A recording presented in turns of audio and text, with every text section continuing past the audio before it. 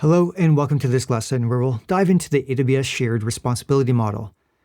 This model is a fundamental concept that really underpins everything you do on the AWS Cloud Platform. Understanding the shared responsibilities between AWS as a cloud service provider and you as an AWS customer is crucial for anyone looking to work with AWS. Now, because of the importance of this model for understanding security and the responsibilities within AWS, this model comes up directly and indirectly across the AWS certification exam questions. By the end of the lesson, you'll have a clear understanding of what the shared responsibility model is and how it helps break down what AWS is responsible for and what responsibilities lie with you, the AWS customer. So what exactly is this shared responsibility model? Well, the AWS Shared Responsibility Model outlines the division of security obligations between AWS and its customers. Simply put, it's a policy that defines who's responsible for what in the vast ecosystem of AWS cloud computing. The core idea really is the security of the cloud versus security in the cloud. Now let's take a look at the AWS graphic of this model and really build it up from scratch to better understand what it's trying to tell us. First up, we have security of the cloud. The security of the cloud is all on AWS's shoulders. Here, AWS is responsible for protecting the infrastructure that runs all the services offered in the AWS cloud. This infrastructure is comprised of the hardware, software, networking, and facilities that make up the AWS global infrastructure and the AWS cloud services that they provide to customers. Basically, any physical aspect of the AWS infrastructure is AWS's responsibility. So again, all the networking components and fiber links that make up the global network infrastructure, and the data center buildings, all the servers and storage hardware, that's all for AWS to worry about from a security perspective.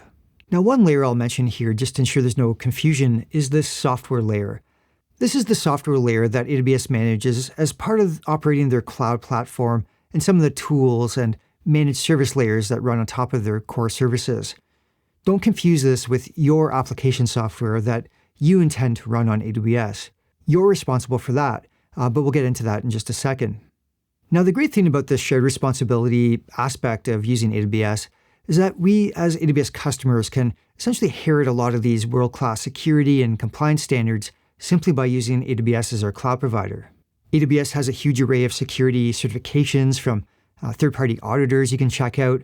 And this is especially helpful if you work in any regulated industries and need to achieve or maintain things like SOC 2 or PCI or other security and compliance certifications.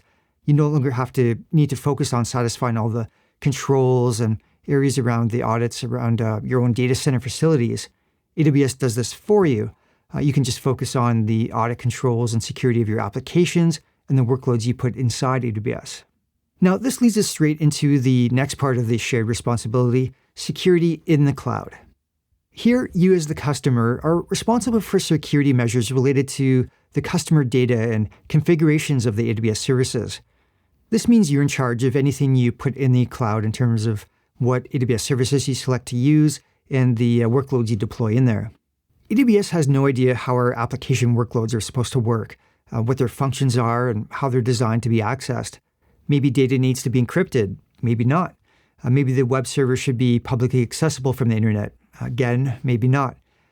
Maybe we have sensitive data and we have different business and industry compliance policies and different laws that govern what countries our data can be stored in. These policies and laws may also govern who should be able to access the data.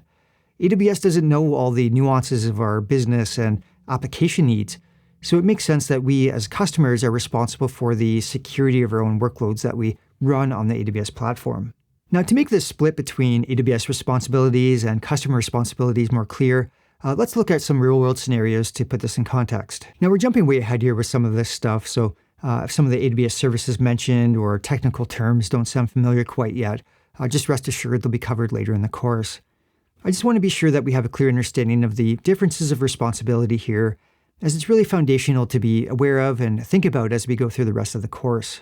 Now, an example scenario here may be about storing some data in AWS using the Amazon S3 service. Maybe we have a business policy that requires this data to be encrypted. So how does the shared security model apply then?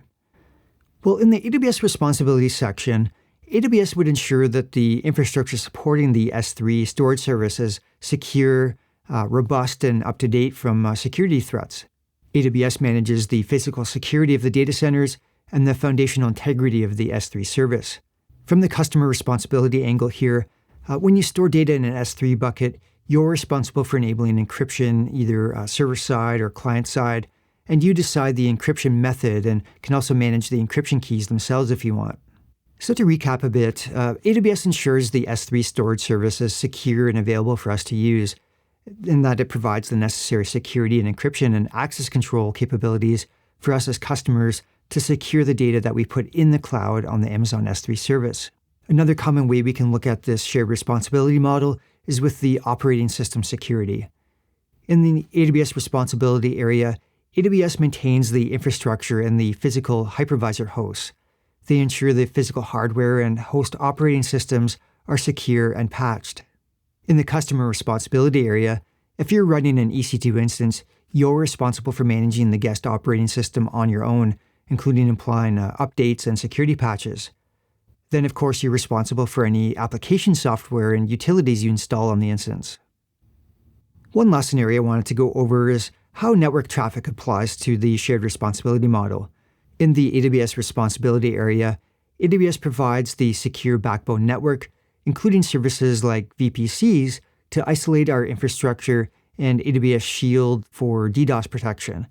There are also many features and other AWS services to assist us with securing our network traffic on AWS. In the customer responsibility area for securing network traffic, you must configure your VPC security settings, such as setting up security groups, network access control lists, and also firewall rules to help control inbound and outbound traffic to your instances. So that's a wrap for this lesson here. I'd recommend taking a short break and then spending some time reading through the AWS page on this shared responsibility model.